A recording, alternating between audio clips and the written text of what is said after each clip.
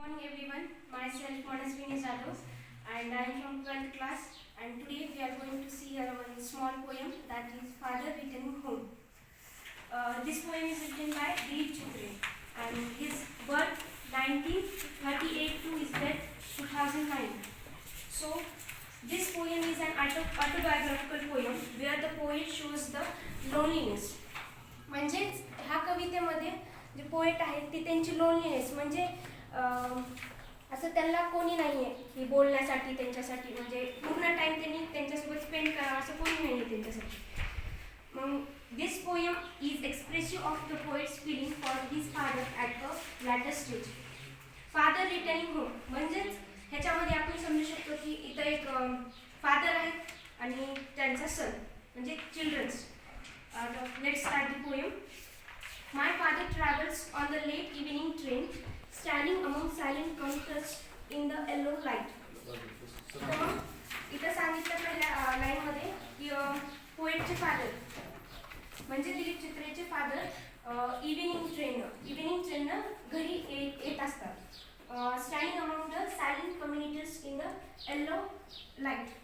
इथं कम्युनिटर्स म्हणजे जे आपण पाहतो की आता डेली ट्रेन्स असतात सिटीजमध्ये, म्हणजे जे पर्सन्स डेली ट्रॅव्हल करतात त्याच ट्रेननी किंवा त्याच रूटनी त्यांना कम्युनिटर्स म्हणतात.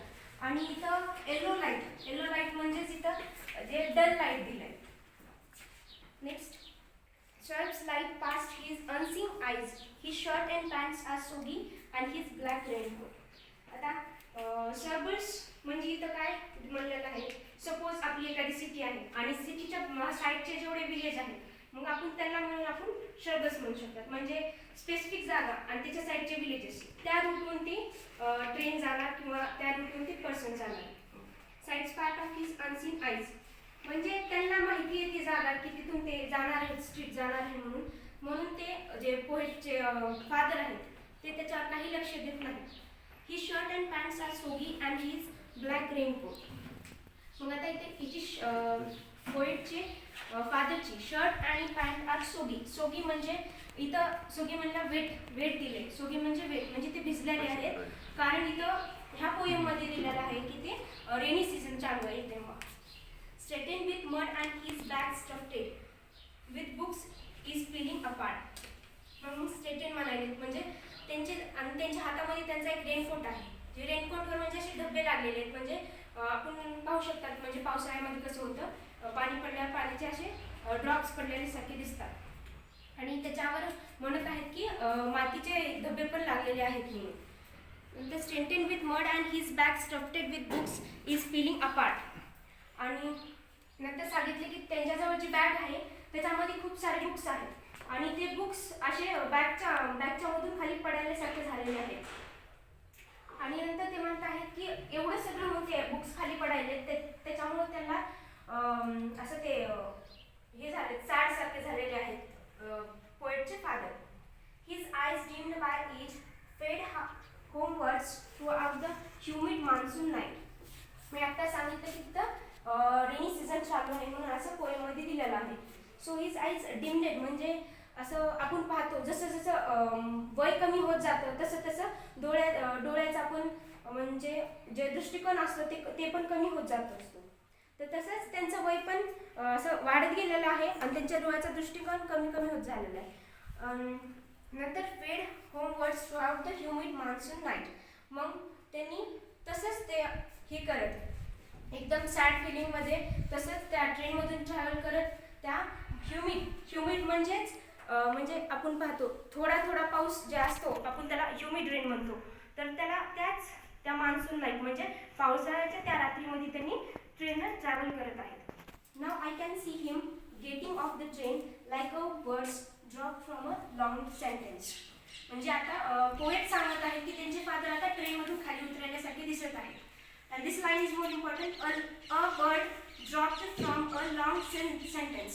ह्या लाईनचा असा अर्थ होतो की जर आपण एखादा सेंटेन्स घेतला तर सेंटेन्समधून जर एखादा इम्पॉर्टंट वर्ड असा न इम्पॉर्टंट असलेला वर्ड जर बाहेर काढला तर तसं ट्रेनमधून एक अनइम्पॉर्टंट पर्सन बाहेर गेल्यासारखं असं वाटतंय. म्हणजे ह्या लाईनमध्ये ते एक्सप्लेन करण्याचे ते सांगितले poet. Next, He hurries around across the length of the rail platform, crosses the railway line. नंतर मग त्यांनी उतरतात खाली ट्रेनच्या आणि नंतर रेल्वे प्लॅटफॉर्म झाला कारण तिथं पाऊस चालू आहे. क्रॉसेस द रेल्वे लाईन आणि नंतर ते रेल्वे लाईनला क्रॉस करून बाहेर निघतात and enters the lane. Lane म्हणजे आपली गली. ही chappals are sticky with mud but the hurries onwards home again. त्यांची चप्पल अशी म्हणजे पावसामुळं आणि ह्याच्यामुळं असे चिपचिप होतात ना पावसामुळं चिखलामुळं ते सगळं रेल्वे स्टेशन ग्रे झालेलं आहे मडमुळं आणि हरीज. तरी पण त्यांनी एवढं सगळं ही करून सुद्धा घरी जाण्यासाठी हरी करत आहे. मग नंतर आता आपल्याला वाटते की आता त्यांच्या घरी असेल कोणतरी करणारा केअर त्यांचं करणारा असं वाटेल आता, पण पोएमध्ये असं काही नाही आहे. So let's see next. I see him drinking big tea, eating a steel chapati, reading a book. आता इथं कसे दिले बघा.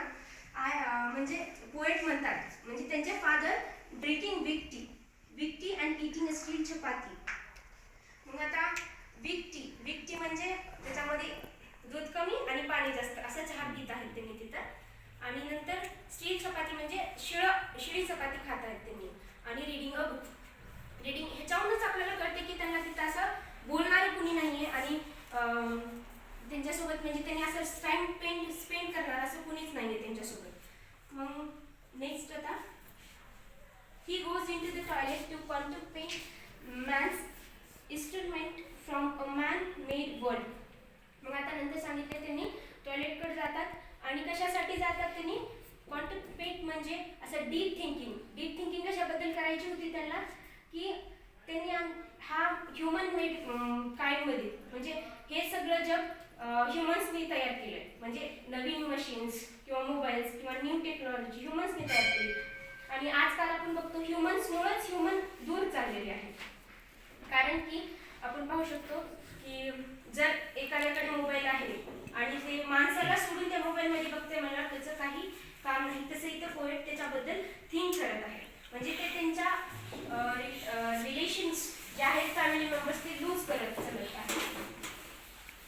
Coming out with trembles at the sink, the cold water running over his brown hands, a few drops cling to graying hair on his wrist. जेव्हा त्यांनी बाहेर येतात ट्रिम्बल्स, तर इथं ट्रिम्बल्स म्हणजे त्यांनी कापायला लागतात आणि सिंक म्हणजे काय दिले वॉश बेसिन. मग जेव्हा त्यांनी टॉयलेटच्या बाहेर येतात आणि ट्रिम्बल जेव्हा वॉश बेसिनचं तिथं हँडवॉश करायला येतात तेव्हा त्यांच्या ट्रिम्बल्स होतात त्यांनी कापायला लागतात की त्याच्याबद्दल विचार करून की घरच्यासोबत रिलेशन कसे राहिले त्यांचे त्या टेक्नॉलॉजीमुळे. The cold water running over his brown hands, a few droplets cling to graying hands on his wrist. नंतर इथं सांगितले की ब्राऊन हँड्स म्हणजे त्यांच्या बॉडीच्या कलरमध्ये असं ब्राऊन सांगितलेलं आहे. आणि नंतर फ्यू ड्रॉपलेट्स म्हणजे हात धुतल्यावर त्यांच्या ब्रिस्ट म्हणजे आपली ही हाताची ब्रिस्ट साईज तिथं त्यांच्या ब्रिस्टच्या हेअर्सवर थोडेसे ड्रॉप पडलेले आहेत पाण्याचे. His 12 children have often refused to share jokes and secrets with him. तर त्यांचे चिल्ड्रन्स पण आहेत आणि फॅमिलीज पण आहे. पण त्यांचे चिल्ड्रन्स असे सारखे चिडचिडात रागात असतात आणि सपोज आपण सगळेच आपल्या पॅरेंट्ससोबत किंवा फादरसोबत सगळं शेअर करत असतात तर तसे त्यांचे चिल्ड्रन्स नाही आहेत पण ते सारखं चिडचिडात असतात किंवा त्यांच्यासोबत काही शेअर करत नाही. त्याचं पण त्या पोएटला दुःख आहे की त्यांनी काही शेअर करत नाही कोण त्यांच्यासोबत. Next he will now go to sleep listening to the static on the radio. मग आता काय उरले त्यांच्याकडे फक्त एवढंच की त्यांनी जाऊन झोपावं. आणि नंतर झोपताना काय करायचं त्यांनी स्टॅटिक ऑन द रेडिओ म्हणजे त्यांनी स्टॅटिक म्हणजे काय सपोज आपण एखादं गाणं लावलं तर ते गाणंच त्यांनी काय करणार रिपीट तेच गाणं ऐकणार किंवा सपोज एखादी स्टोरी लावली तर रिपीट तेच स्टोरी त्यांनी डबल ऐकणार. Dreaming of his ancestor and grandchildren, thinking of nomads entering a subcontinent through a narrow pass. तर मग ड्रीमिंग म्हणजे ते रेडिओवरचं ऐकत त्यांनी काय करायचं ॲन्सेस्टर्स त्यांचे ॲन्सेस्टर्स आणि त्यांचे ग्रँडचिल्ड्रन्स. ॲन्सेस्टर म्हणजे त्यांचे पूर्वजाचं ते विचार करत बसायचे आणि जेव्हा त्यांचे ग्रँड चिल्ड्रन्स म्हणजे त्यांचे नातवं येतील तेव्हा त्यांचा विचार करत बसायचे त्यांनी की कसं कसं असेल कसं नाही ते. Thinking of nomads entering a subcontinent throughout the narrow past. मग इथं त्यांनी कशाचा नंतर कशाचा विचार करायचे, ॲन्सिस्टर्स आणि त्यांच्या ग्रँड चिल्ड्रन्सला सोडून नोमॅड्स म्हणजे आपण पाहतो आदिवासी, ज्यांचा की काही म्हणजे एका जागेवर त्यांचं रहिवाशा नसतो, म्हणजे त्यांनी सारखं गाव बदलत राहतात. तसं त्यांनी जसं एका कॉन्टिनेंट म्हणजे एका गावातून सारखं चेंज करत राहतात गाव, तसंच त्यांनी सांगितले की मी त्यांच्या म्हणजे त्यांनी त्यांच्याबद्दल विचार करत आहेत, जसं त्यांनी चेंज करत आहेत एका राज्यातून सपोज एका गावातून दुसऱ्या गावात जाणे, तसं त्यांच्याबद्दल त्यांनी विचार करत आहेत.